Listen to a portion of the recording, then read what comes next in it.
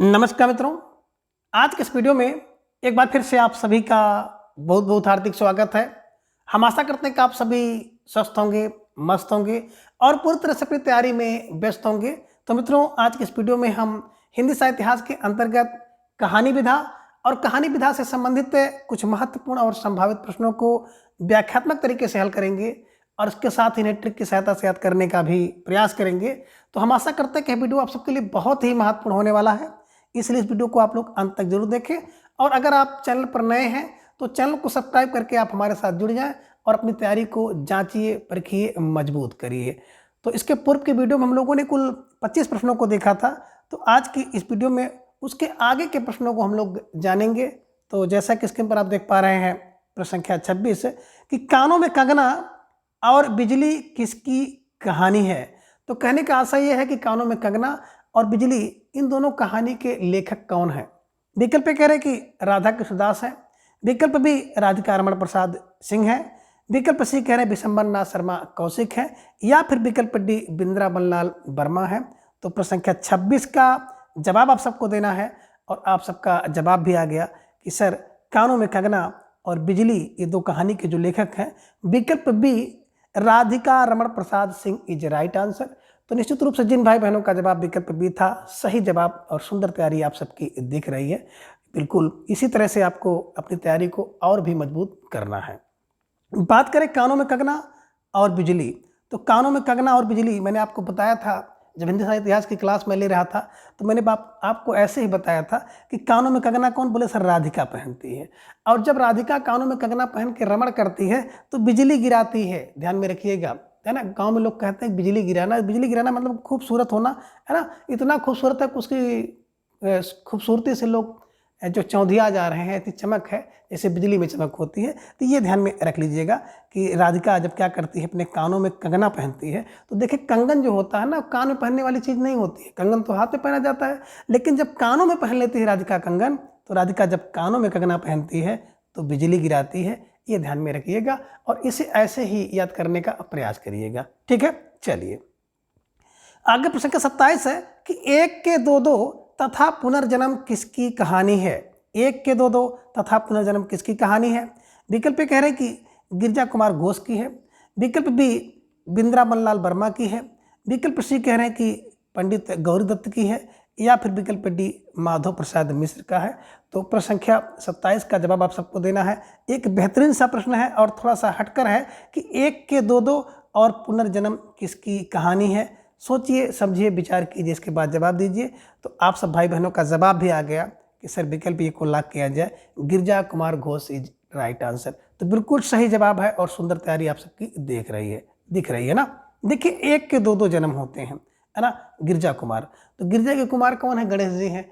तो गणेश जी को जान रहे हैं ना कि दो दो जन्म उनके हुए हैं, है ना। एक बार उनका जन्म हुआ था, फिर आपने देखा था कि हाथी का सूंड वगैरह लगाया जाता है। तो एक का दो दो जन्म हुआ।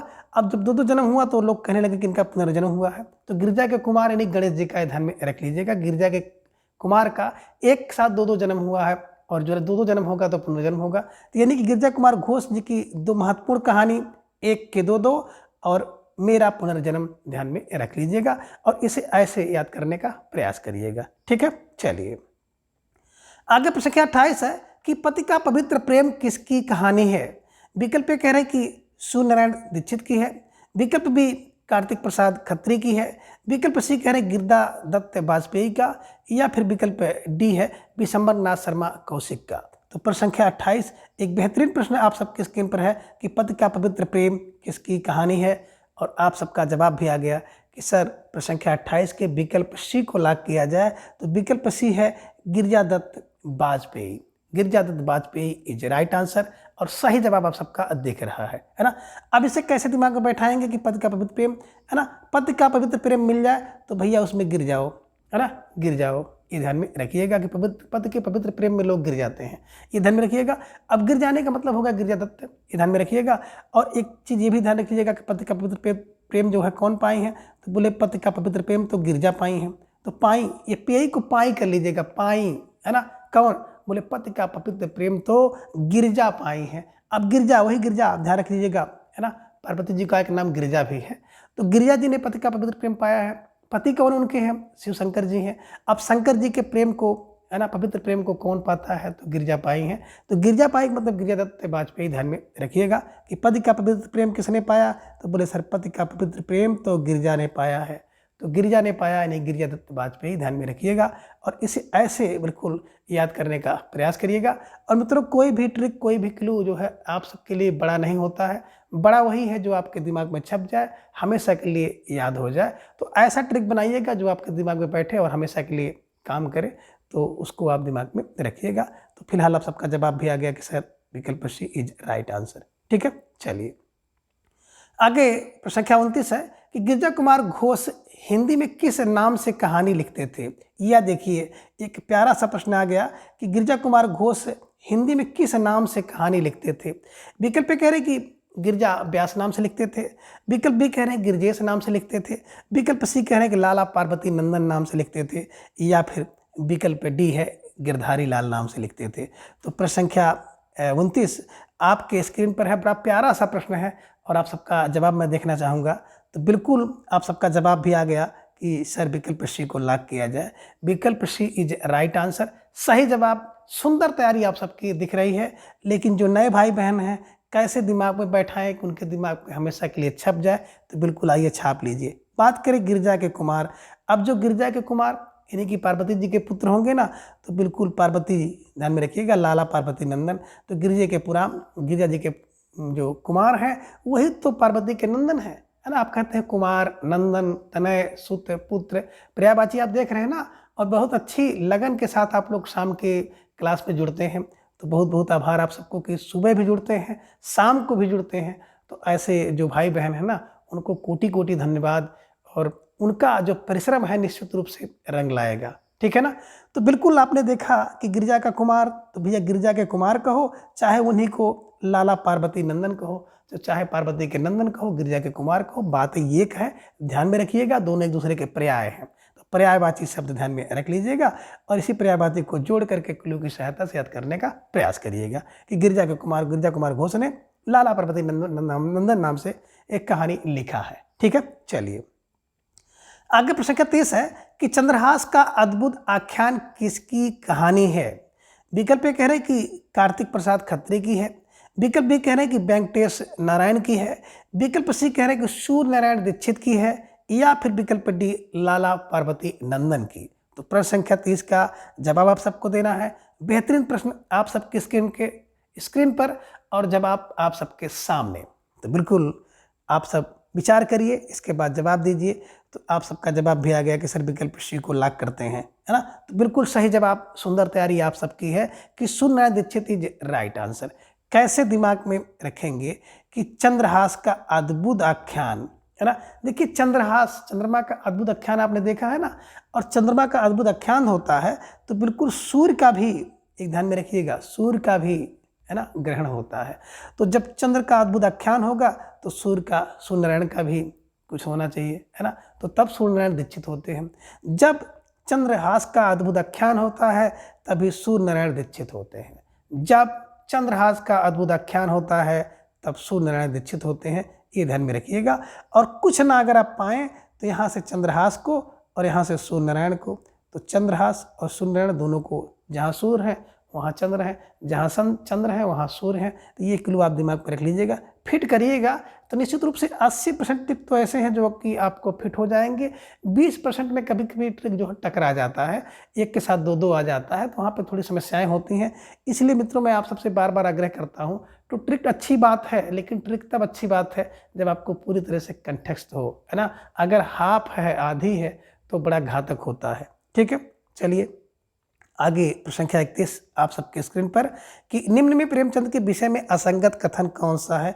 यानी कि इसमें एक कथन ऐसा है कि जो कि प्रेमचंद जी के विषय में सही नहीं है, उसी का चयन आपको करना है ना। और इस प्रश्न के माध्यम से मैंने कोशिश किया है कि मुंशी प्रेमचंद जी के बारे में जो ढेर सारी जानकारी है आपको यहीं पर मिल जाए, क्योंकि इसके पूर्व भी हम लोगों ने, जब हम लोग उपन्यास विधा पढ़ रहे थे, तो ढेर सारी जानकारी हम लोगों ने वहाँ पे चर्चा की थी मुंशी प्रेम जी से संबंधित।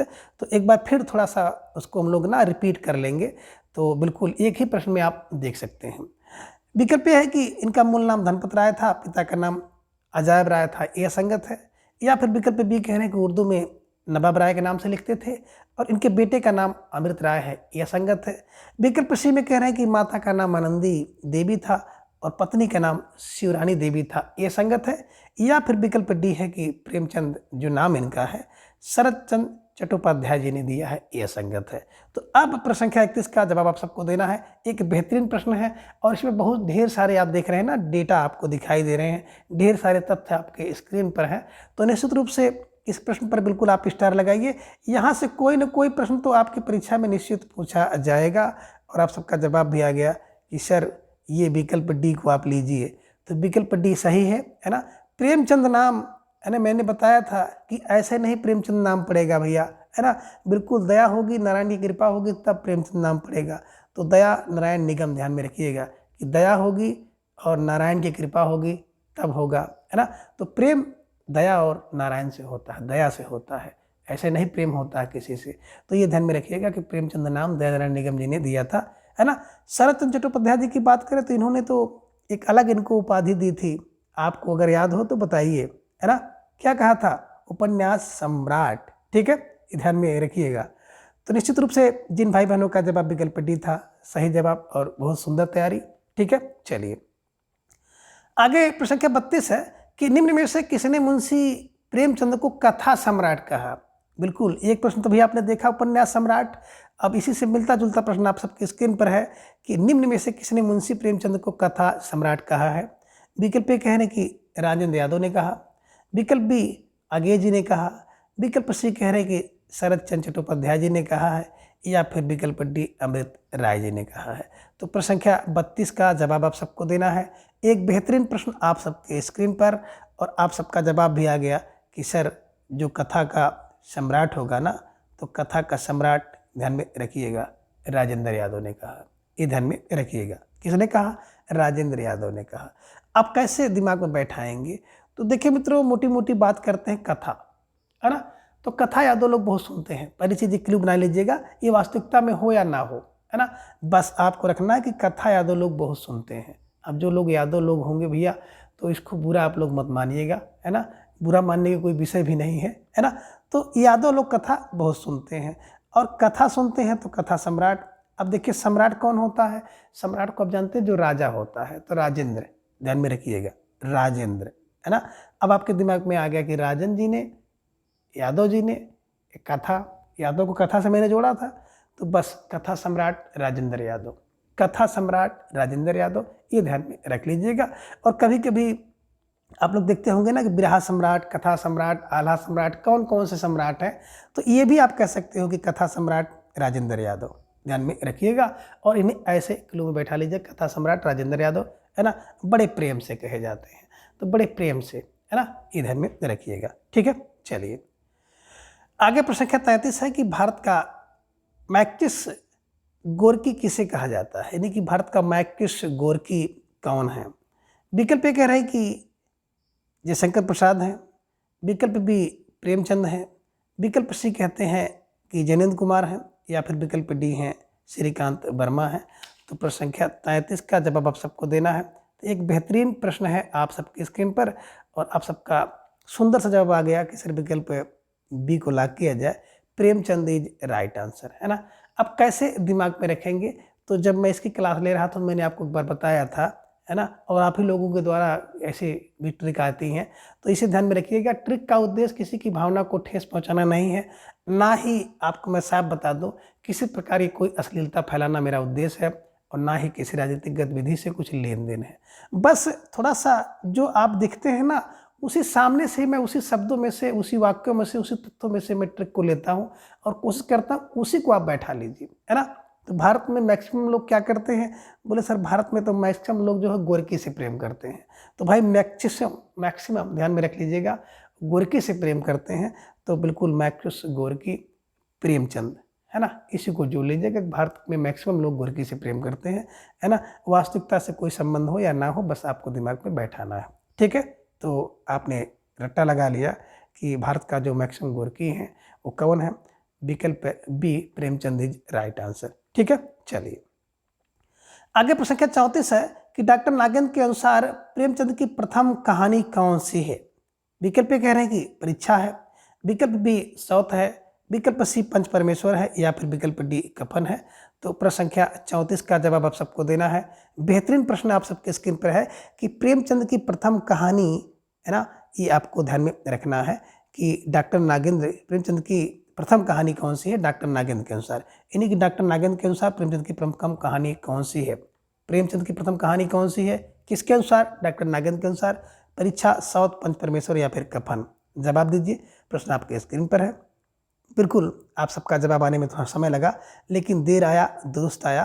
तो बिल्कुल सही जवाब आप सबका है कि विकल्प बी को लॉक किया जाए, साउथ इज राइट आंसर, है ना। साउथ, अब बात करें साउथ की, तो साउथ जो होती है ना बड़ी परपराती है, चिल्लाती है ना। ये ध्यान में रखिएगा, किसी के पास अगर साउथ है तो साउथ मान लीजिएगा भैया बहुत परपराती है। और सबके पास साउथ है, हमारे पास साउथ है, आपके पास साउथ है, सबके पास साउथ है।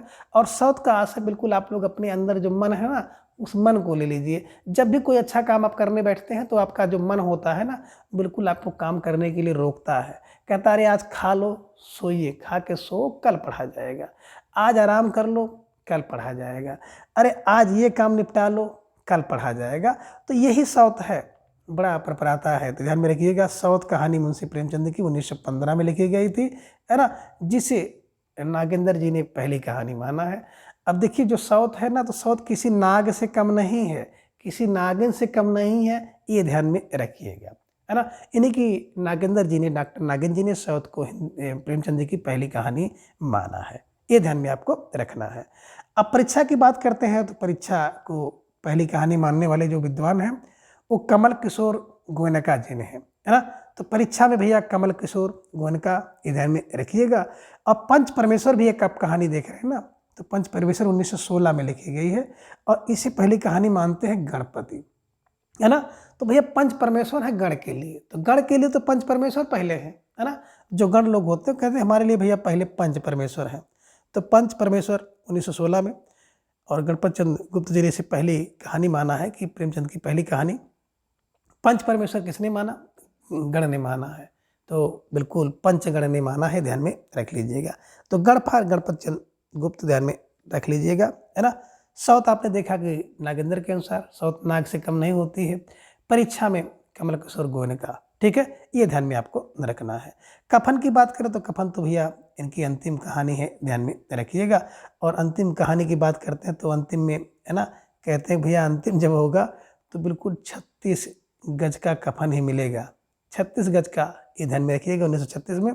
और आप ये भी कह सकते हैं 36 यत्न करके आपको बिल्कुल कफन की व्यवस्था करनी होगी, ठीक है। चलिए आगे प्रश्न संख्या 35 है कि प्रेमचंद की अंतिम कहानी कौन सी है ना।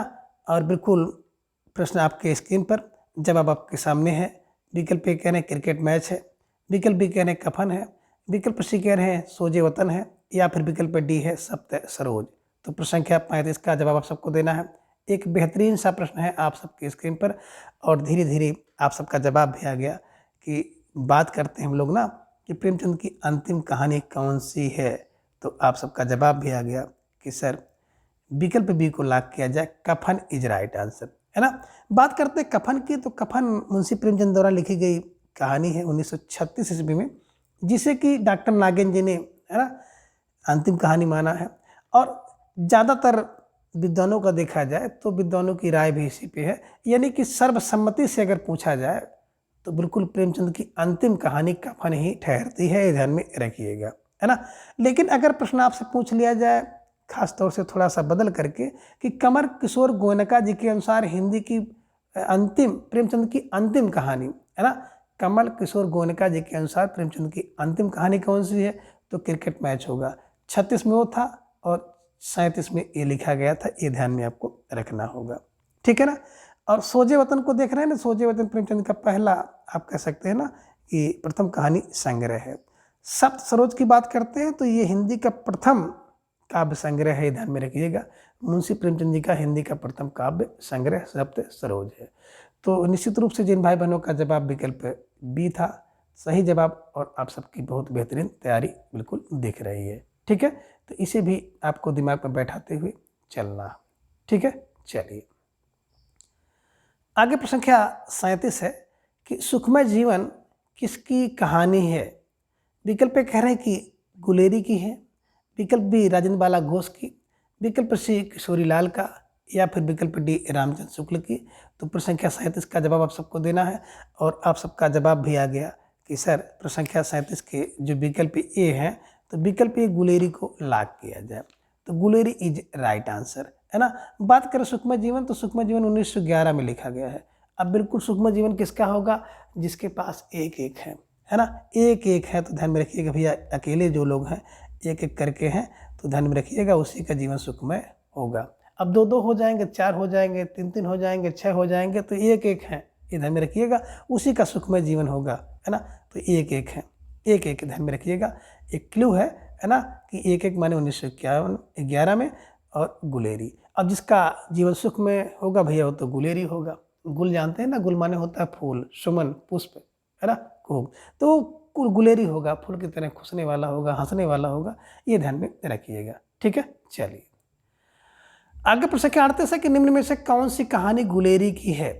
विकल्प ए कह रहे हैं कि सुखमय का कांटा है, सुखमय जीवन है, विकल्प बी कह रहे हैं बुद्धू का कांटा है, विकल्प सी कह रहे हैं उसने कहा था ये है, या फिर विकल्प डी है ना उपयुक्त सभी है।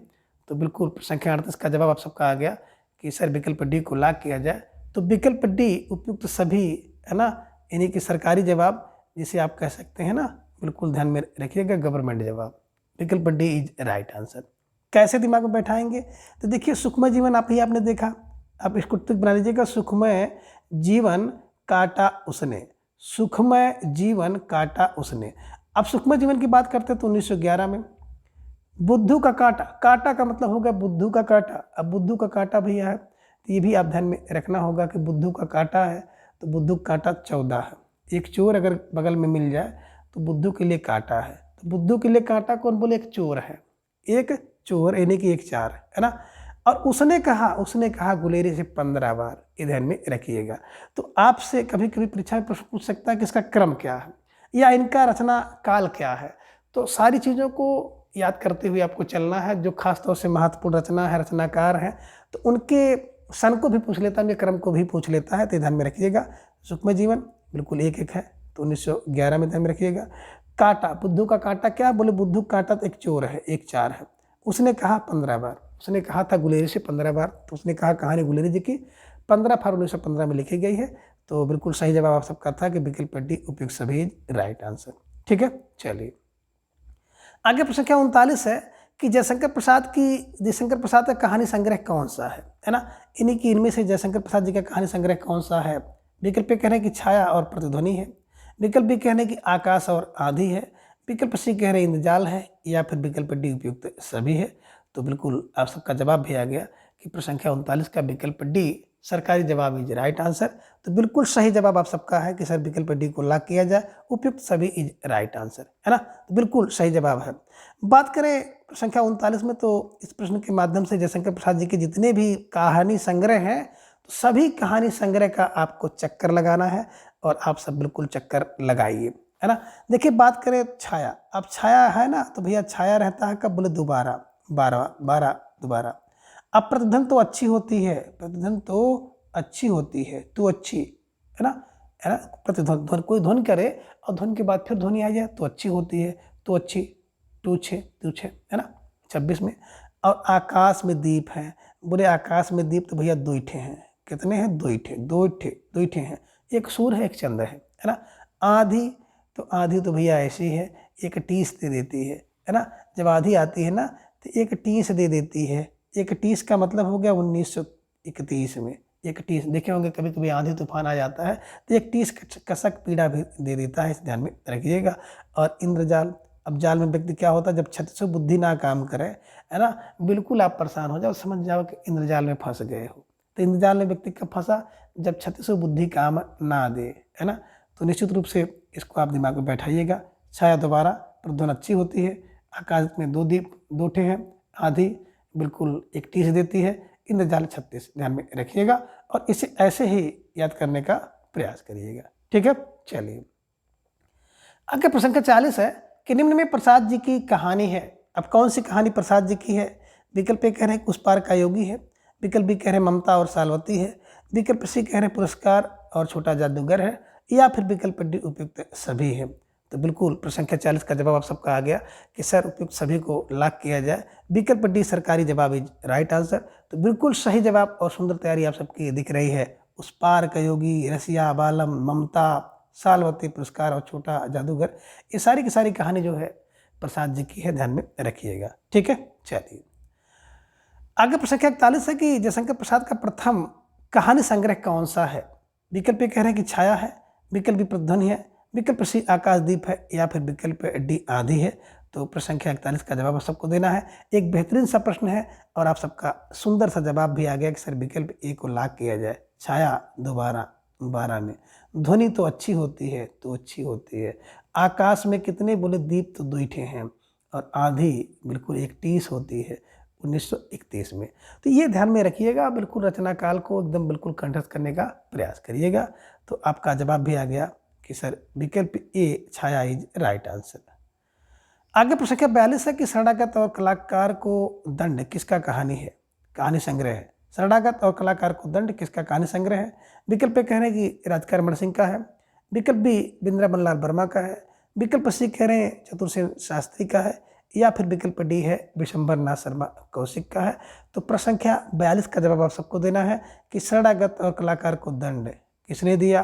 बोले सर विकल्प बी को लॉक किया जाए, है ना। तो विकल्प B Vrindavan Lal Verma is right answer. कैसे दिमाग में रखेंगे बताए सर कि शरणागत कौन, बोले शरणागत है, शरणागत बिंद्रावन, है ना। बिल्कुल शरण में लोग आगत हैं, आते हैं, कहाँ आते हैं, बोले बिंद्रावन में आते हैं। और कलाकार को दंड बिल्कुल कहाँ पर, बोले बिंद्रावन में, है ना। तो कलाकार को दंड मिला बिंद्रावन में, और शरणागत लोग आए कहाँ, बोले बिंद्रावन। तो बिंद्रावन का मतलब हो गया Bindravan Lal Verma is right answer, ध्यान रखिएगा। और दोनों रचनाओं का अगर समय देखा जाए तो 1950 में लिखा गया है, ध्यान में आप रखिएगा। ठीक है, चलिए आगे प्रश्न संख्या 43 है, सतमी के बच्चे और बोलगा से गंगा किसकी कहानी है। अब विकल्प कह रहे हैं कि राहुल शंकरतायन की है, विकल्प बी जयशंकर प्रसाद की है, विकल्प सी विशंबर नाथ शर्मा कौशिक की है, या फिर विकल्प डी भगवती प्रसाद वाजपेयी की है। तो प्रश्न संख्या 43 का जवाब आप सबको देना है कि सतमी के बच्चे और बोलगा से गंगा किसकी रचना है। प्रश्न संख्या 43 का जवाब आप सबको देना है, और आप सबका जवाब भी आ गया कि सतमी के जो बच्चे हैं ना वो भैया राहुल के सतमी के बच्चे किसके, बोले सर सतमी के बच्चे तो राहुल के यहाँ, है ना। तो सतमी के बच्चे राहुल के हैं, ये ध्यान में रखिएगा।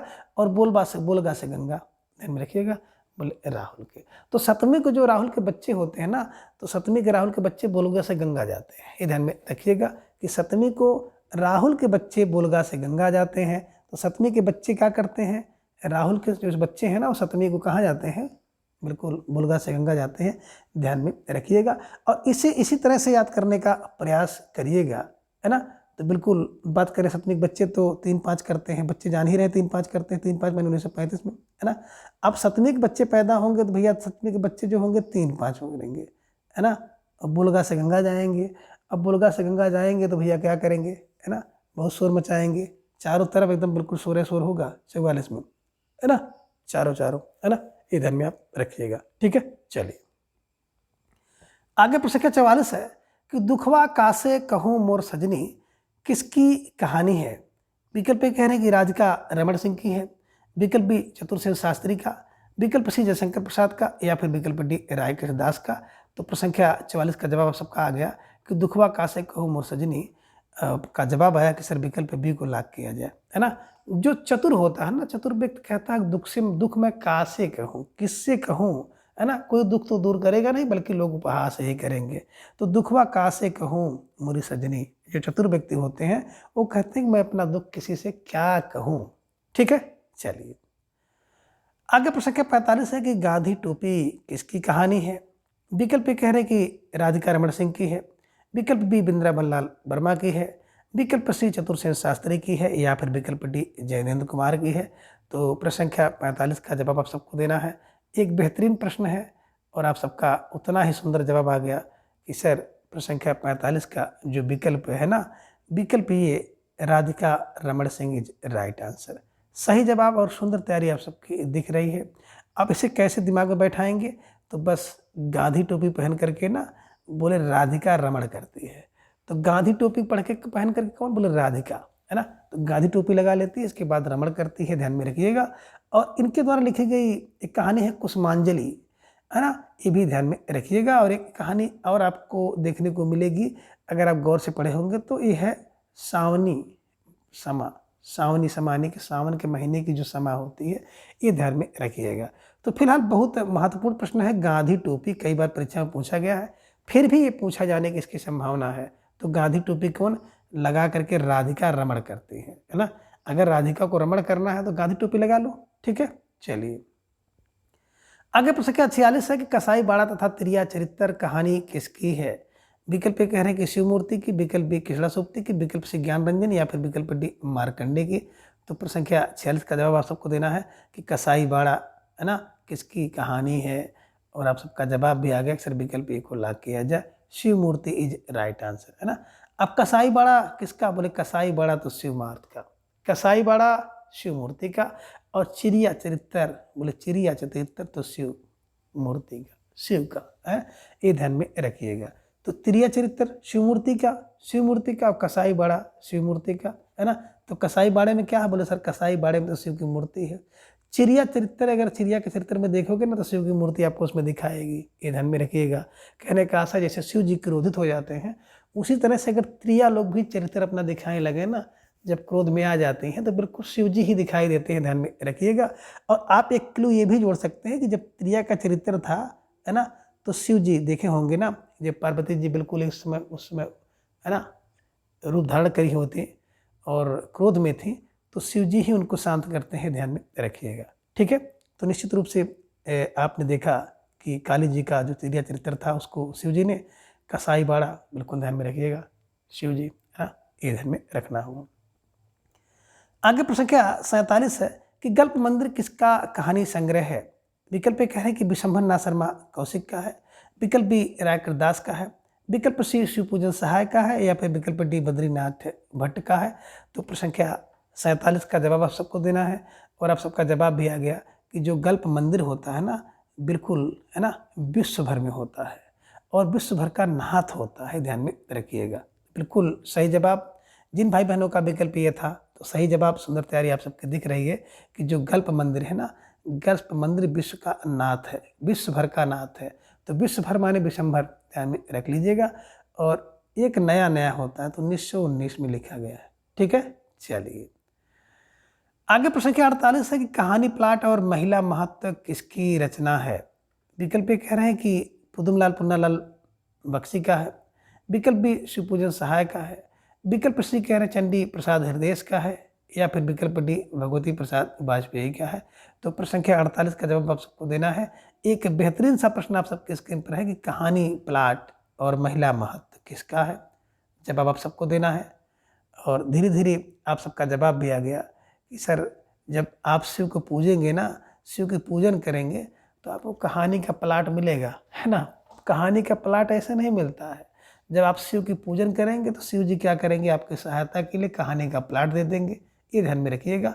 और जो लोग शिव की पूजा करते हैं ना, तो भैया महिला उनको बड़ा महत्व देती हैं, तो ध्यान में रखिएगा। महिला महत्व किसको मिलता है, शिव के पूजने से मिलता है, ध्यान में रखिएगा। ये आप एक कह सकते हैं महिला का महत्व कब होगा, जब वो शिव की पूजन करेंगे। तो शिव का पूजन करने से महिला का महत्व होता है, और शिव का पूजन करने से, है ना, कहानी का प्लाट मिलता है, ध्यान में रखिएगा। स्टार लगा करके इसको ऐसे ही एकदम बिल्कुल कंठस्थ कर लीजिएगा, ठीक है।